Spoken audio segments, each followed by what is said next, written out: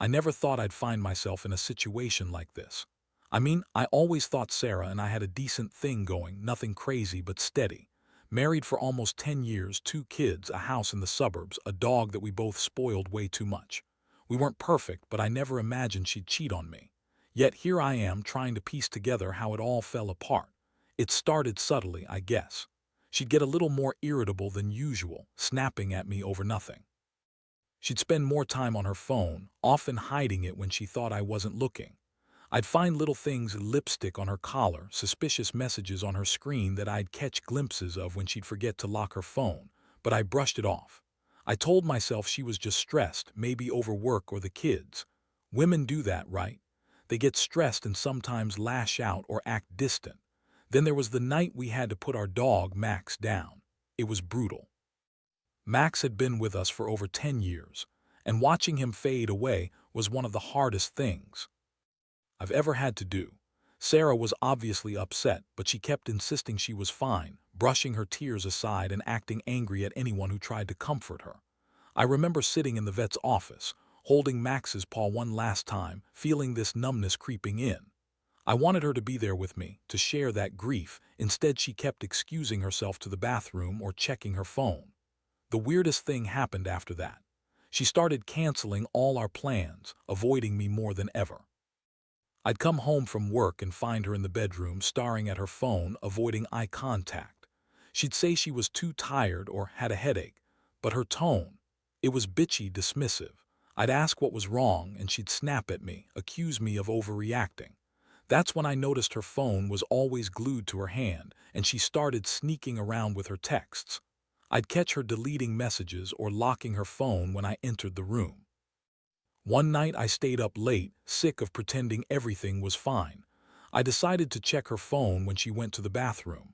I found a string of messages between her and some guy named Jake, nothing overtly sexual, just flirty, suggestive stuff.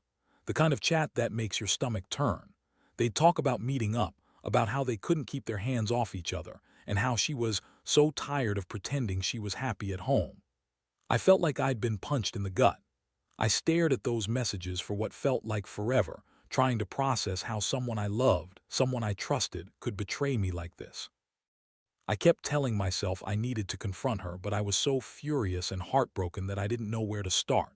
I was also terrified. Part of me wanted to believe she was just venting, that it wasn't serious, but deep down I knew better. Still, I didn't want to jump to conclusions without proof. That night I made a decision: if I found anything else, I'd have to confront her. I'd had enough of this silent suffering. I deserved the truth, even if it shattered everything. My hands trembled as I looked through her phone again, trying to find more clues, and then I saw the location data sheet. Been at the vet's after hours, not for a checkup or anything related to Max. She'd been at the clinic, visiting that veterinarian, Dr. Collins. My stomach sank. Why would she be there after hours? It didn't make sense.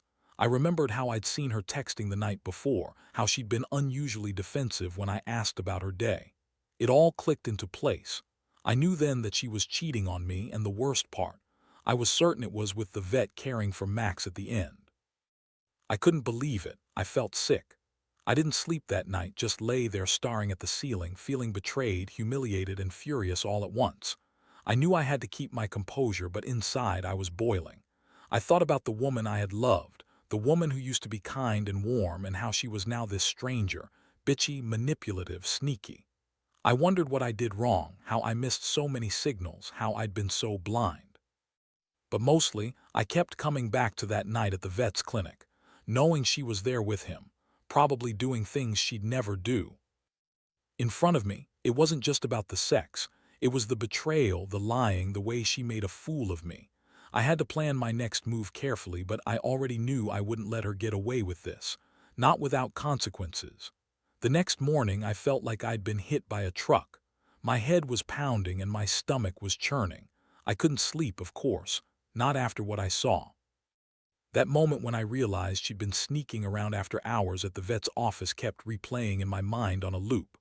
I kept asking myself, how long has this been going on? How blind was I? I thought about all the little things, her sneaky texts, her anger, her dismissiveness, and realized I'd ignored so many signs, convincing myself I was overthinking or imagining things. I knew I had to confront her, but I also knew I couldn't just do it impulsively. I needed a plan, a way to catch her red-handed if possible. I decided to wait until she came home that evening, but I'd be ready this time. I'd bring her phone with me, and I'd look for any more evidence.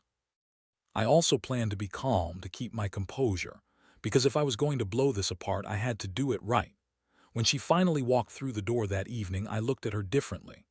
The bitchy smirk she always had when she was annoyed, the way she avoided eye contact, the quick glance at her phone she tried to hide, I kept my cool. She plopped onto the couch, acting like everything was normal, like she hadn't just been caught. I sat down beside her, took a deep breath, and said, "We need to talk." Her face twitched, like she knew what was coming but was pretending she didn't. She crossed her arms, leaning back, trying to act dismissive, but I could see the nervous flicker in her eyes. I held up her phone, which I'd secretly checked earlier. "Who's Jake?" I asked flatly, showing her the messages. Her face went pale, and for a moment I thought she'd lie her way out of it, but she just looked down, biting her lip. "Oh, that," she scoffed, trying to brush it off. "It's nothing, just some stupid flirt." I was bored, okay? It didn't mean anything. You really think I'd cheat on you? Her voice was defiant, but her eyes darted around like she was searching for a way out. She kept insisting, "It's just sex, nothing serious, I swear." I was lonely and he was just a sympathetic ear. I didn't think it'd turn into anything. I wanted to believe her, I really did, but the evidence was there. The messages, her being at the vet's after hours, the way she lied about everything. It all added up. I told her I didn't believe her, that I knew she was lying and that I'd caught her. She tried to deny it, saying I was overreacting, that I was just paranoid, that I was accusing her for no reason. But I knew better. I saw how she looked when she lied, like a cornered animal. I wasn't going to let her spin her way out this time. The anger in me started to boil over. I told her I didn't want to hear her excuses anymore, that I'd had enough of her bullshit. I said I was done pretending everything was okay, that I was going to find out the truth once and for all. She started crying, trying to manipulate me, saying she loved me, that it was just a mistake, that she'd never do it again. But I wasn't buying it. I felt like I was standing on the edge of something I couldn't come back from. The shock of it all hit me hard. I'd been betrayed in the worst way, and I felt stupid for not seeing it coming. For years, I'd believed we had something real, something worth fighting for. Now I saw her for what she really was: bitchy, selfish, willing to throw away everything we had just so she could get her needs met.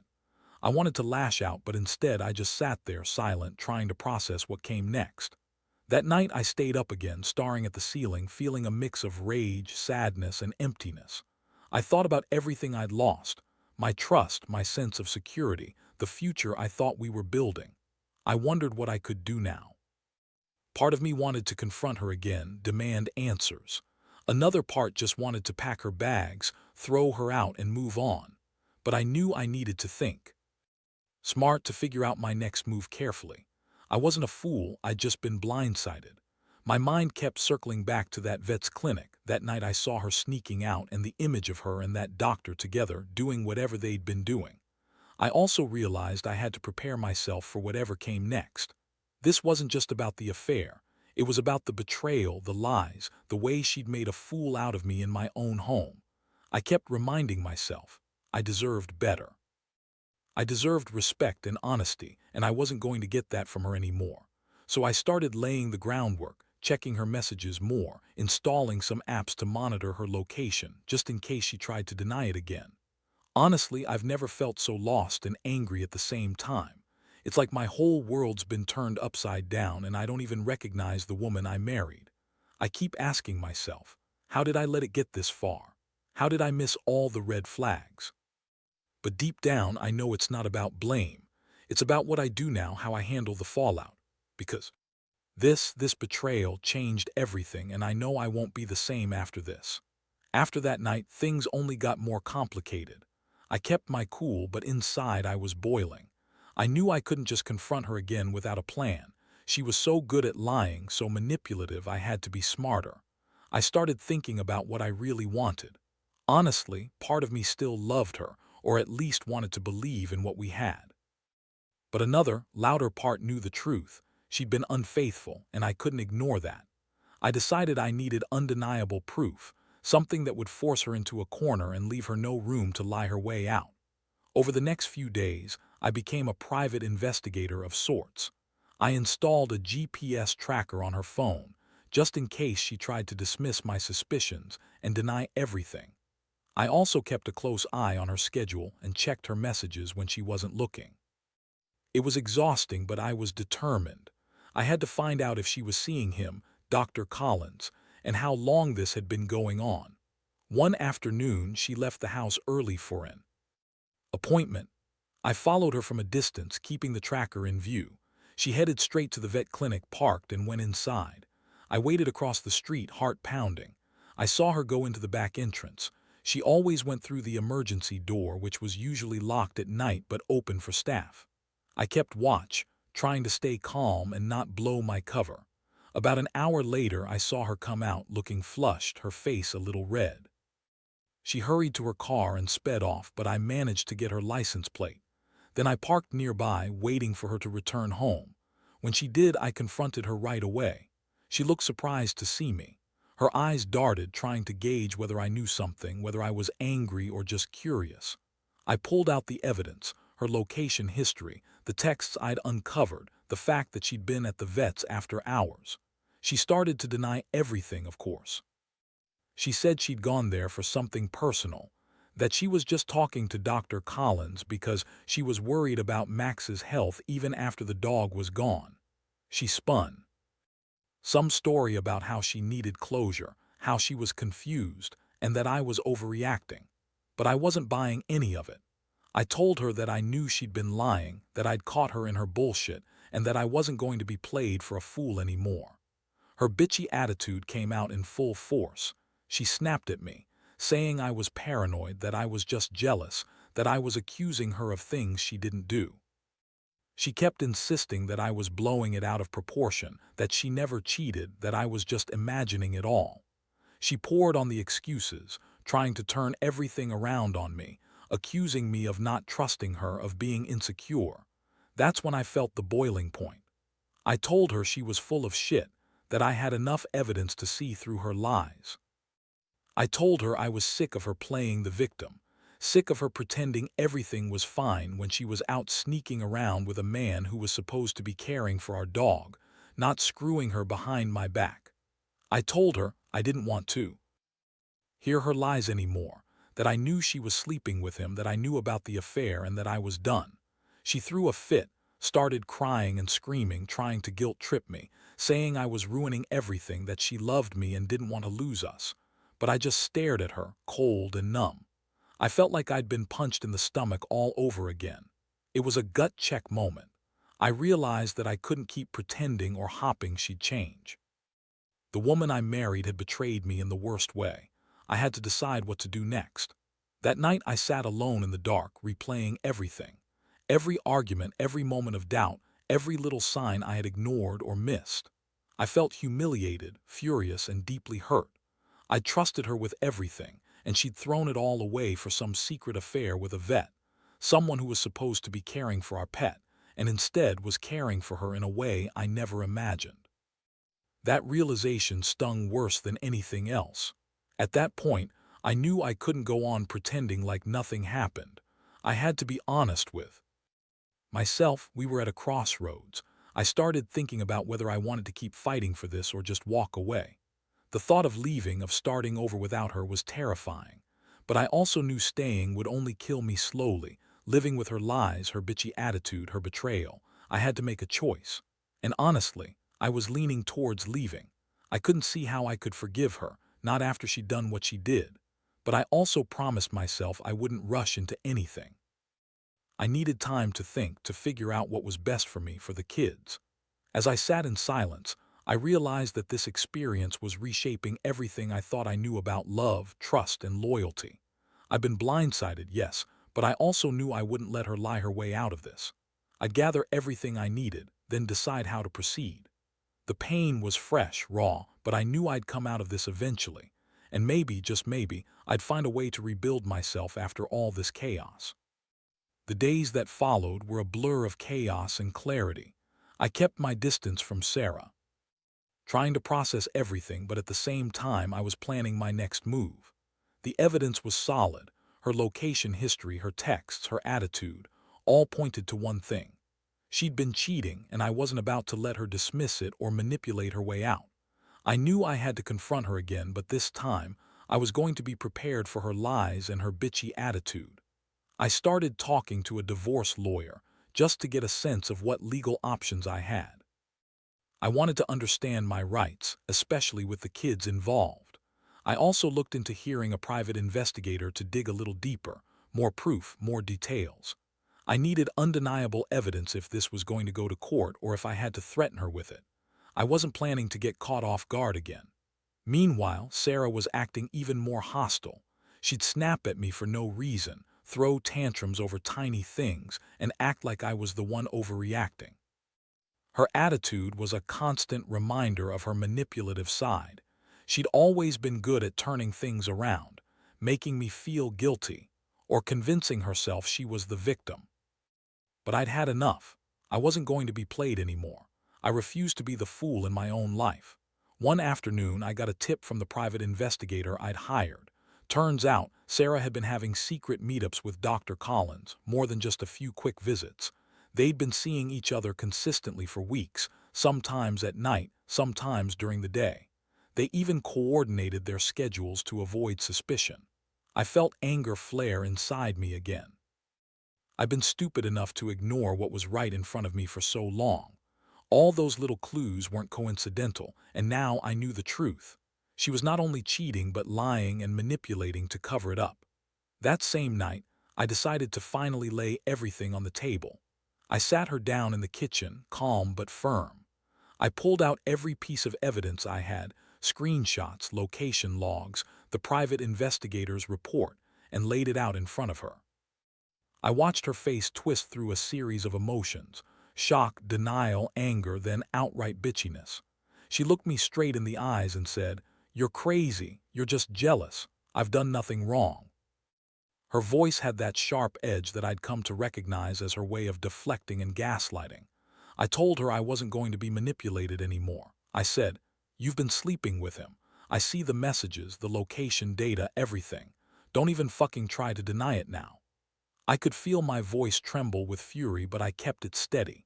She started crying, but not out of remorse. It was the angry, manipulative kind, more like a show to make me feel guilty. She yelled, "You don't know what you're talking about. You're just paranoid. I love you, but I can't keep pretending everything's okay." That was her typical bullshit, making herself the victim, trying to turn my accusations into some kind of betrayal of her character. But I wasn't falling for it. I told her she needed to leave, not just for the night, but for good. I couldn't live with the woman who had lied, cheated, and made a fool of me. I said, "If you stay here, I'll have no choice but to take this to court. I want a divorce, and I want full custody of the kids." Her face tightened, her bitchy attitude replaced with pure rage. She yelled, "You'll regret this. You're just mad because I cheated, but I love you. We can fix this." That's when I knew she was just trying to manipulate me again. I stood up, told her to pack her shit and get out. I didn't want her near me anymore. I wanted her gone from my life, from my house, from everything I held dear. I realized I'd been a fool trusting her, loving her, believing she was the woman I married. But she had been a liar and a cheat from the start. That night, I slept in my bed alone for the first time in years. The house felt emptier than ever. I kept replaying everything: the betrayal, the lies, her bitchy attitude, and I wondered how I'd allowed it to go on so long. I'd always thought she was just stressed or distant, but now I saw her for what she really was: a manipulative, selfish woman who'd thrown away our marriage for some secret sex with a vet who cared more about her than she ever cared about me. I knew it was going to be a long road ahead. I had to figure out custody arrangements, financials, and rebuilding my life without her. But in that moment, I also felt a strange sense of relief. I was finally free from the chaos, from her lies, from the betrayal. It hurt, yeah, but I also knew I deserved better. I'd learned a lot about who I was, what I would tolerate and what I wouldn't. And I was determined not to let this destroy me, even if it destroyed what we had. The following days were the hardest I've ever faced. After kicking Sarah out, the house was dead silent except for the occasional sound of my own breathing. Every room echoed with memories, and I kept thinking about how she had managed to turn our life into a lie. I was furious, hurt, and surprisingly, a little relieved. For so long, I'd been trying to hold everything together, pretending her bitchy attitude was just stress, convincing myself that maybe she was just going through a rough patch. But now I saw her for what she really was, a manipulative liar who had betrayed everything we built. I went to see the lawyer, got my bearings, and started the process of filing for divorce. It wasn't easy, especially considering we have two kids, but I knew I had to do what was best for them and for myself. The lawyer told me to keep detailed records of everything, her texts, her visits to the vet, the private investigator's findings, so I did just that. I wasn't planning to be reckless, but I wanted to be prepared to fight for custody if it came to that. Meanwhile, I kept my distance from her. She kept trying to contact me, sending desperate texts, blaming me for everything, saying she loved me and that she'd change.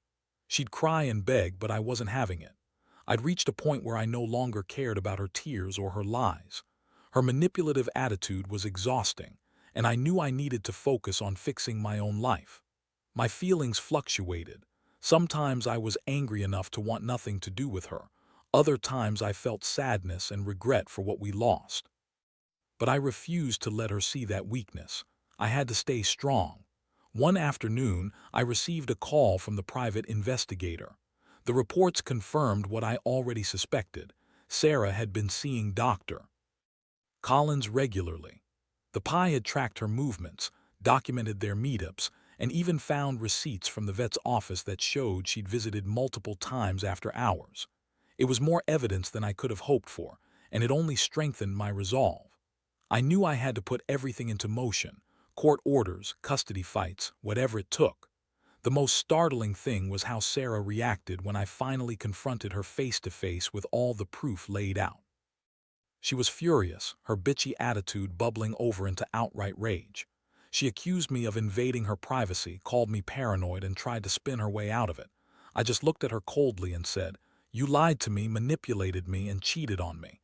You thought you could get away with it because I'm stupid or because I loved you. Well, I see through you now. I see who you really are." Her face twisted into a sneer and she spat back, "You don't know what you're talking about. This is all a misunderstanding. You're just jealous because I'm better than you. You're boring and I needed excitement." That was her typical bullshit, trying to make me feel guilty, painting herself as the victim, when all I saw was a selfish woman who'd thrown away her integrity for a secret affair with a man who was supposed to be caring for our pet, not screwing her behind my back. I told her I wasn't interested in her excuses anymore. I was done. I told her she needed to leave, that I didn't want her near me or the kids until she could own up to what she'd done. Her bitchy attitude only intensified, but I refused to back down. I knew I had to cut her out of my life completely to protect myself and my children. In the days that followed, I started setting boundaries. I'd block her from accessing our bank accounts, change passwords on shared devices, and keep our communication strictly about the kids. I also began looking into therapy options, both for me and to help the kids cope with everything. I knew this was just the beginning of a long road to rebuilding trust and stability. Looking back, I realize I've learned a lot from this nightmare. I trusted blindly for years, and that trust was betrayed in the worst way. Sarah's bitchy, manipulative side came out when she thought she could get away with it, and I was too blind or too in love to see it. But I also learned that I'm stronger than I thought. I can handle heartbreak, betrayal, and chaos, as long as I keep my focus on what really matters: my kids, my integrity, and my own healing.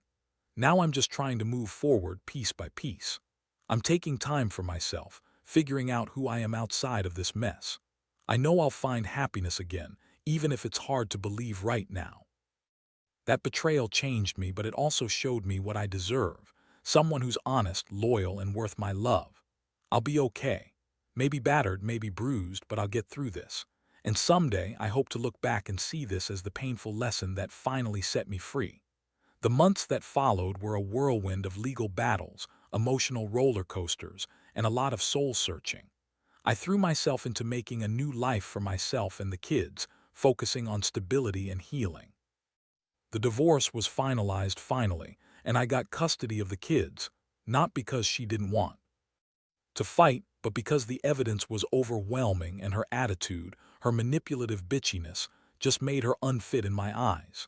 I still see her sometimes, trying to act like everything's okay, like she's the victim, but I've learned to just ignore her.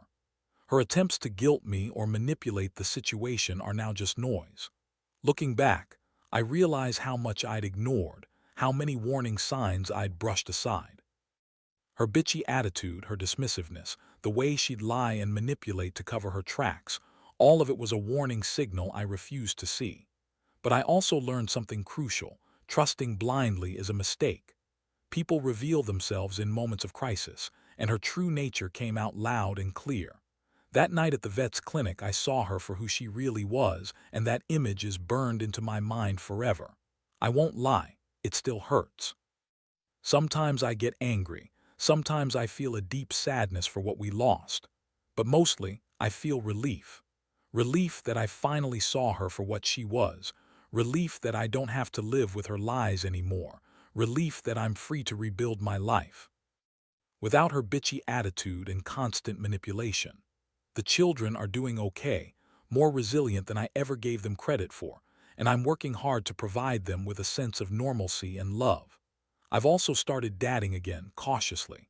It's strange to trust someone new after everything, but I realize now that I deserve someone who's honest, loyal, and respectful, not someone who sneaks around, lies, and manipulates. I've grown more aware of red flags, more cautious, but also more hopeful. Most of all, I've learned to value myself more, to set boundaries, to stand my ground, and to never ignore what my instincts tell me. If I could give one piece of advice to anyone going through something similar, it's this: trust your gut. Don't ignore the signs, no matter how small or insignificant they seem. People show you who they really are. Believe them. And if someone betrays you, don't waste time feeling guilty or trying to fix what's broken. Sometimes, walking away is the best thing you can do for yourself. The pain of betrayal never completely goes away, but it dulls over time. It's a scar, a reminder of what I went through and what I've survived. I'm not the same person I was before, and honestly, I wouldn't want to be.